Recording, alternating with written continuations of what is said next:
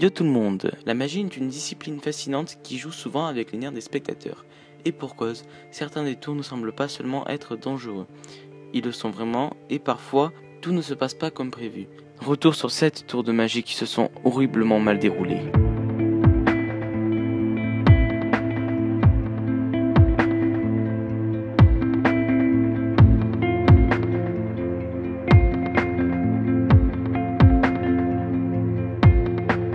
Numéro 1, Charles Rovan et une voiture fonçant à toute vitesse. Originaire d'Afrique du Sud, Charles Rovan était un véritable showman qui avait compris toute l'importance de tenir son public en haleine. C'est d'ailleurs pour cette raison qu'il a élaboré son tour le plus tristement célèbre alors qu'il était pris au piège dans une camisole de force.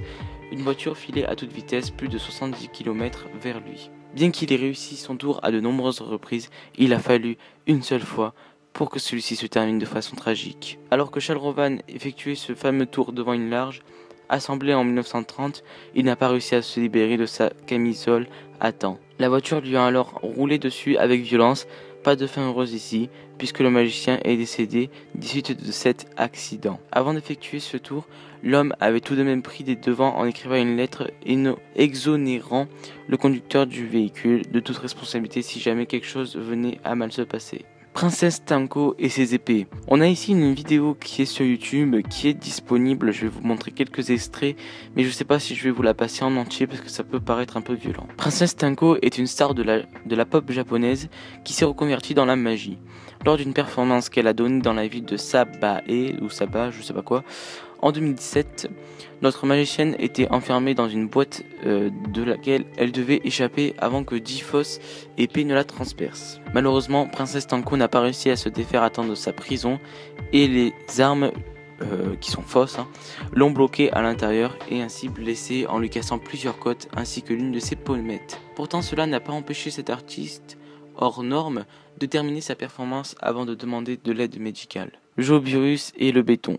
Alors je sais pas comment ça se prononce, mais bon voilà. Se comparant lui-même au célèbre Harry Houdini, Joseph Burrus a organisé durant la nuit d'Halloween de l'année 1990 une performance dans laquelle il était enchaîné et devait s'échapper à un cercueil de verre recouvert de 9 tonnes de terre et de béton. D'abord le cercueil accueillant Joseph Burrus, alors je sais pas comment ça se prononce donc je vais dire Joseph. Le cercueil accueillant Joseph Burrus a été déposé à 2 mètres sous le niveau du sol, mais cette première tentative échoua. L'homme estimant que les chaînes de son cou étaient bien trop serrées. Il se lança alors pour un second essai, mais là encore, les choses ne se passèrent pas tout à fait comme prévu, puisque le poids du béton a tout simplement écrasé le cercueil en verre et a étouffé notre homme. Une mort affreuse qui est aussi un hommage morbide. En effet, Harry Houdini est lui aussi mort un soir d'Halloween. Décidément, Halloween c'est pas vraiment super. Genesta et le bidon de lait. Houdini doit une partie de sa réputation au tournis du bidon de lait, qui consistait en une gigantesque bidon de lait rempli d'eau dans laquelle le magicien était enfermé. Il n'avait alors qu'un bref moment pour s'en échapper avant de se noyer.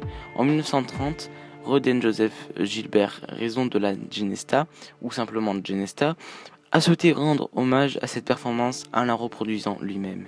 Encore une fois, les choses ne sont pas du tout bien passées comme prévu. Durant le voyage, le bidon de lait avait été cabossé, ce qui a limité l'espace disponible à notre magicien pour effectuer des mouvements lui permettant de s'échapper. Incapable de se libérer, il finira alors par se noyer. Georges Lalonde est un spectateur un peu trop sensible. Quand elle assiste à un spectacle de magie, la plupart des personnes sont au courant et il n'y a pas de quoi paniquer. Mais ce n'était pas le cas. Henri Ovard, un spectateur venu assister en 1936 au spectacle donné par Georges Lalonde à Montréal.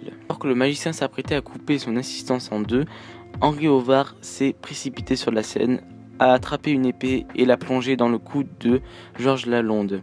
Si le magicien a survécu, le spectateur a expliqué son geste à la police par le fait qu'il ne pouvait supporter l'idée de voir une femme coupée en deux. Dr Vivian Hensley et l'épée tranchante. Dr Vivian Hensley était un magicien amateur d'origine australienne. Alors qu'il a tenté d'avaler une épée extrêmement tranchante, il est mort sur le coup. La lame a coupé sa langue et sa gorge et le sang a commencé à jaillir de façon quasi instantanée. Il a commencé à crier mais n'a malheureusement pas été secouru perdant ainsi la vie sur le coup. Balabrega et les papillons enflammés. De son véritable nom, John Miller, le magicien Balabrega, c'est compliqué, s'est rendu en 1990 au Brésil pour effectuer un tour de magie hors du commun, The Moth and the Flame. Désolé pour mon accent extrêmement magnifique. Une illusion requérant 6 assistants déguisés en papillons de nuit qui terminaient en flammes, mais les choses ne sont pas tout à fait passées comme prévu. En effet, le tour nécessitait des sacs à gaz, mais la salle dans laquelle Balabrega, ils ont vraiment des noms difficiles, allait effectuer sa performance n'était pas correctement équipée et ce qui devait arriver arriva. L'un des sacs explosa et le magicien ainsi que l'un de ses assistants, Lev Barlett, sont morts sur le coup. Toutes ces histoires sont terriblement choquantes. Leur dénouement tragique nous rappelle que la magie demeure une pratique très dangereuse et qu'elle doit toujours être effectuée avec un maximum de précautions. Heureusement, tous les tours ne se terminent pas aussi mal. J'espère que cette vidéo vous aura plu. Surtout, n'hésitez pas à me dire ce que vous en avez pensé. Je suis un peu désolé, j'arrive pas très bien à lire vite, mais je pense qu'au fur et à mesure des tops, ça va bien le faire. Voilà, n'hésitez pas à liker, à commenter et à vous abonner. Je pense que ça me ferait extrêmement plaisir. Et on se retrouvera très bientôt, jeunes gens. Allez, bye les gens.